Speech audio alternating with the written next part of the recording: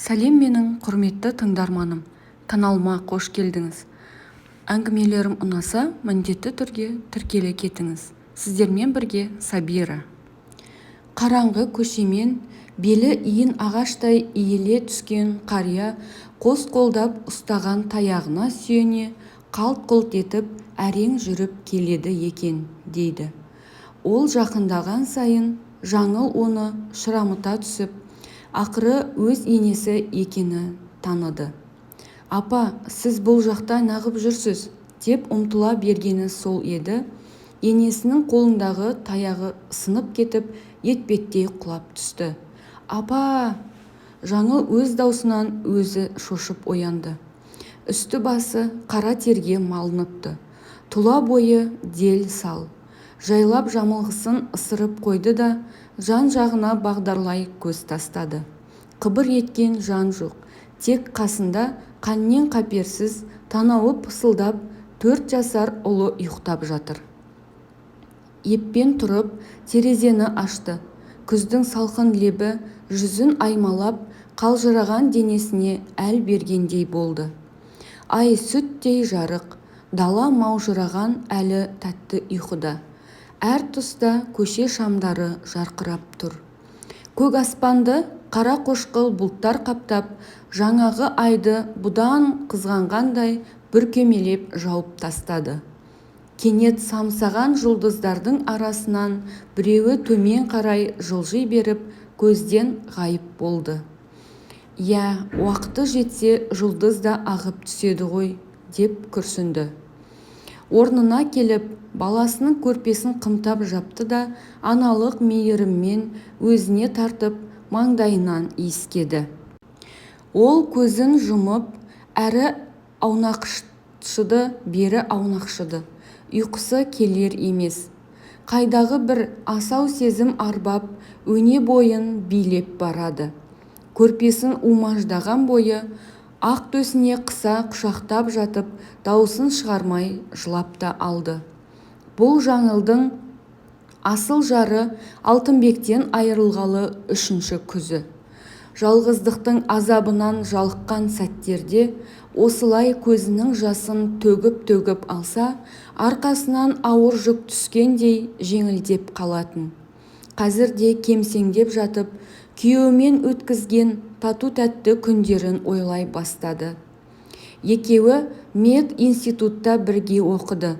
Алғашқы жылдары достық өмір өткізген олар сынаптай сырғыған уақытпен қоса бірін-бірі ұнатып, болашаққа қол ұстасып, бірге аттанайық деп уағдаласқан еді. Алтынбек сұңғақ бойлы, қыр мұрынды, қой көзді, үстіне шаң жұқтырмай таза киініп жүретін, салмақты да сабырлы жігіт болатын. Түйіліп жазылған қалың қабағы мен ойлы көзқарасы өзіне сондай жарасып тұрушы еді. Оқуларын бітірген жылы үйленіп отау тікті. Қаланың шет жағындағы аядай 3 бөлмелі үйде Алтынбектің қартайған анасы мен інісі Еркінбек 4-еуі тұрып жатты. Дина шешей адамгершілігі мол, көңілі дариядай шалқыған кеңпейіл жан еді. Өзінің ұзақ жылғы өмірінен жинақталған мол тәжірибесін жаңылға түсіндіріп, келешек тіршілік жайлы ұғындырып отыратын. Тұңғыштары Мұратбек дүниеге келгенде, енесінің қуанышы қойнына симай, «Енді өлсем арманым жоқ» деп, немересін бауырына салып еді. Үйді жиыстырып, тыным таппайтын бұған: «Қарағым, өзің жұмыстан шаршап шалдығып келесің. Күйбеңдей бермей, бір уақыт демалсаңшы, үйдің шаруасы таусылушы ма еді», деп ылғи бәйек болып жүргені. Ал Еркінбек болса, таңертең ертемен кетіп, түннің бір уағы болғанда келеді.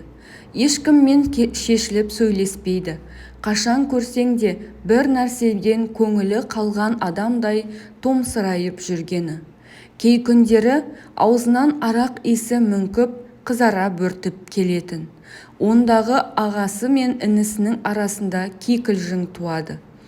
Араға көбінесе жаңыл түсіп, күйеуіне басу айтатын. Ал Алтынбек болса: «Жаным-ау, мен оған жамандық ойлайды дейсің бе? Тек адам болып туғаннан кейін адам болса екен деймін де», деп налитын. Жаңыл өзін бақытты санайтын, бірақ ол қуанышы ұзаққа бармады. Күйеуі өз ісіне үлкен жауапкершілікпен қарайтын азамат еді.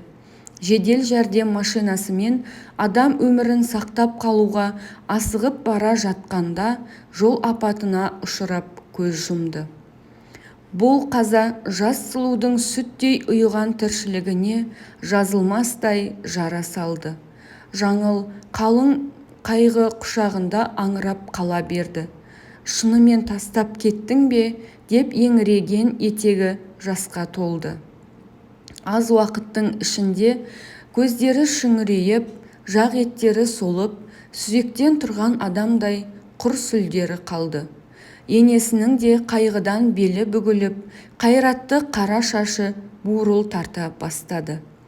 Қанша қайғырып, жылап сықтағанмен ұлының қайтып келмесін білетін Дина шешей Жаңылға: «Болған іске болаттай берік бол», деген. «Қарағым, қайтеміз, жазғанның жазмышы қылар шара бар ма? Өлгеннің артынан өлмек жоқ, көнеміз де. Еркінбегім аман болса, аштан өліп, көштен қалмаспыз», деп жұбату айтатын. Көп ұзамай Еркінбек те үйленді.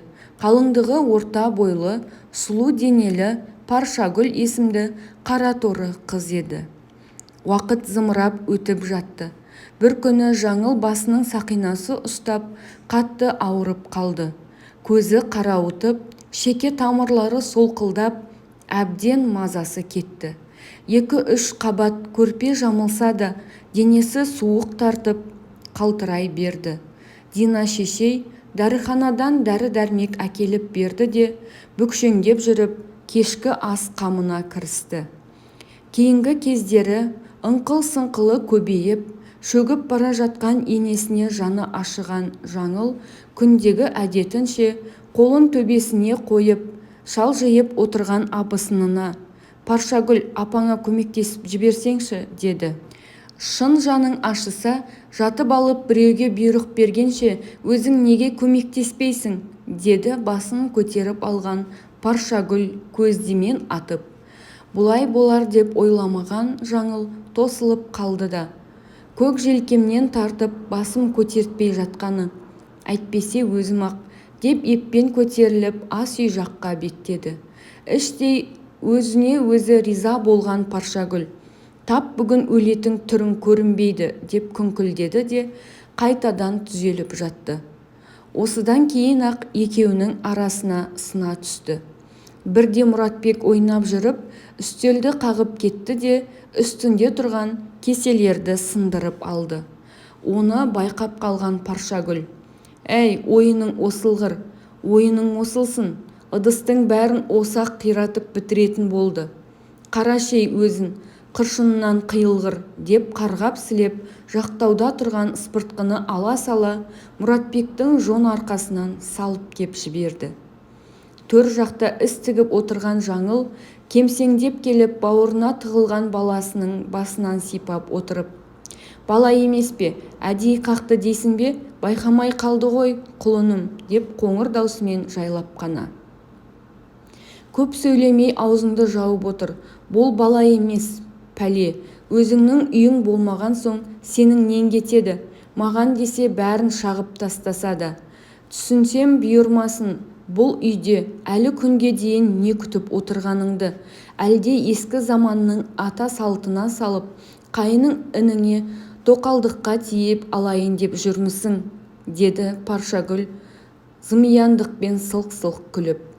Мына сөз жүрегіне оқтай қадалған Жаңыл бұдан әрі бұл жерде отырып опа таппаспын деді де туған ауылына кетіп тынды.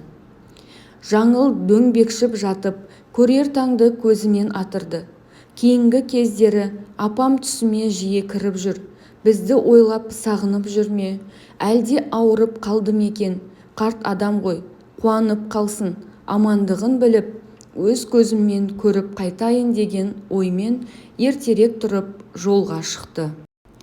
Түні бойы ауыр ойлардан әбден қалжыраған ол автобусқа мінісімен талықсып барып көзі ілініп кетті. Қалаға кіре берістегі ашық алаңға орналасқан зиратқа жақындай бере автобустан түсіп қалды да күйеуінің қабіріне келді. Құлыптастағы суретке қарап көзіне жас алды. Тап бір тірі кезіндегідей бұған күлімсірей қарап тұр. Алтынбек. Жаңыл оны жан тәнімен беріле сүйетін. Ол кешіксе көңілі алабұртып, қашан келгенше тағат таппайтын. Мінезінің ақ жарқындығынан болар, Алтынбек келгенде үйдің іші күміс күлкіге толып кетуші еді. Кейде Жаңыл жұмыстан шаршап шалдығып, түнере ашуланып қайтқанда Алтынбек алдынан шығып, «Жаным-ау, бүгін ауа райы бұзылып тұр ғой, суық түсіп, қар жаумаса игі еді» деп ақсия күлетін. Нәзік белінен құшақтап, тамағынан иіскеп, құшырлана сүйіп алушы еді. Алтынбек одан әрі өмір ағыны қатты арынды өзен. Жүзе білмесең, ол сені ағызып әкетеді. Сондықтан малтуды үйреніп, ағысқа қарсы жүзе алатындай күш-қуатың болуы керек. Сонда ғана бақытқа жетесің. Ал бақыт дегеніміз сыйластық пен тату-тәтті ғұмыр кешу дейтін жымия түсіп. Я, сол, осы көзқарас. Кенет зираттың арғы жағына мәшине келіп тоқтады да, адамдар үстінен мәйіт салынған табытты түсіріп жатты. Я, деді оны көрген Жаңыл ауыр күрсініп. Адам адамға, жан денеге қонақ деген осы да. Жарық дүниеге біреу келді, біреу кетеді. Сөйтіп тіршілік жалғаса береді. Біз бақыттымыз, Алтынбек. Артымызда өмірімізді жалғайтын ұрпағымыз, Мұратбегіміз бар. Өзің өлсең де рухың тірі. Ол осылай жансыз бейнемен үнсіз сырласып ұзақ тұрды. Аспанды қою қара бұлттар торлаған. Күздің сумаңдаған суық желі сұр жыландай ысылдап, ырқына ысқырып тұр. Жартылай жалаңаш жас қайыңдар гуілдеген желдің екпінінен бір жағына қарай майысып иіле түскен. Бір кезде қалықтап жүрген сансыз жапырақтардың біреуі қалбаң қағып Жаңылдың пальтосының жағасына қонды. Алақанына салып байыппен көз жүгіртті. Жапырақта 3 түрлі рең байқалады. Үші күреңденіп, ортасы сарғыш тартып, ал түп жағы әлі жап-жасыл. Жаңыл оны лақтырып тастауға қимай, қол сөмкесінен блокнотын алып, ортасына еппен салып қойды. Аздан соң әлдене есіне түскендей орнынан қозғалып, «Разы бол, жаным.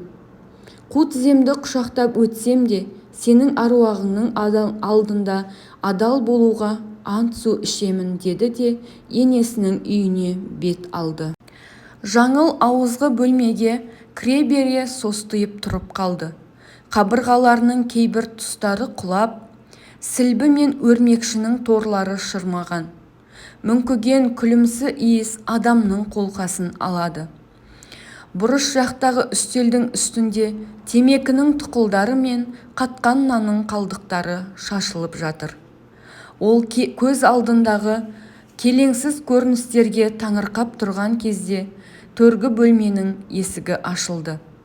Еркінбектің сорайған бойы көрінді. Көздерін алақ-жұлақ еткізіп, аяқ-қолы қалшылдаған қалпы бұны көре сала есікті қайта жауып алды. Жаңылдың қорқыныштан жүрегі дүрсілдей соғып, үйден қалай атып шыққанын өзі де білмей қалды. Күн нұрын шаша тас төбеге көтерілген. Желде бәсеңсіп, айнала тылсым тыныштыққа бөленген. Көрші үйдің алдыңғы жағындағы орындықта енесімен жақсы араласып жүретін, өзі де қолынан талай мәрте дәм татқан қара кемпір немересін ойнатып отыр екен.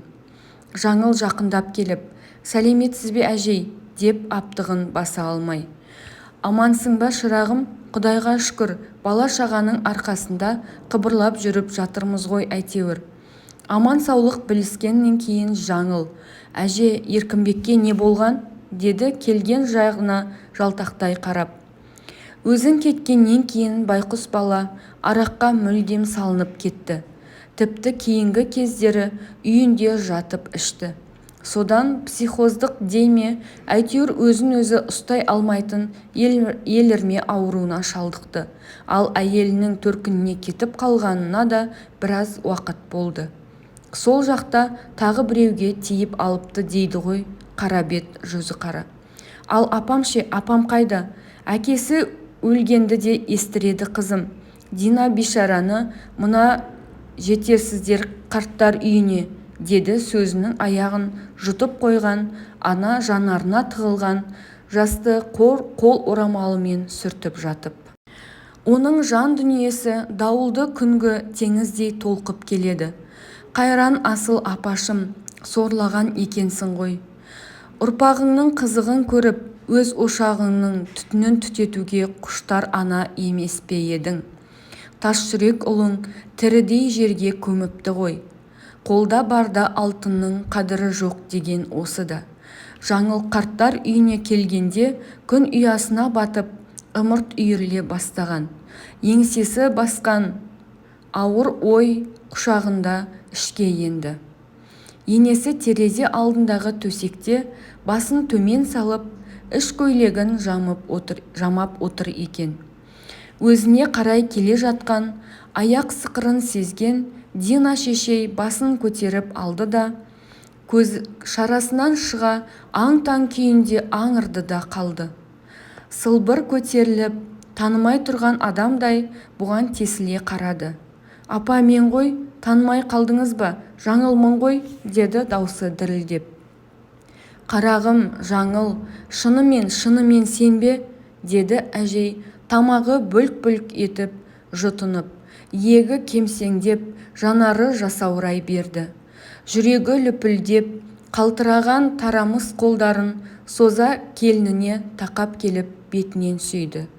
Сол сәтте әжейдің көз алдына үлкен ұлының бейнесі елестеп кетті де, көңіл күйі сеңдей бұзылып, кеңкілдеп жылап жіберді.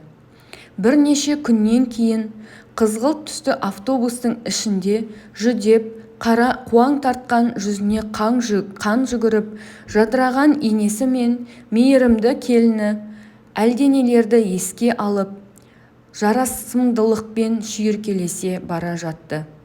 Ол кезде қарашаның алғашқы қары жапалақтай жауып, жер ана ақ көрпесін жамылды. Күн ене де елжіреп, о, қасиетті адам баласы, қуаныштарыңа ортақпыз дегендей шуағын төге күлімсіреп тұрған еді.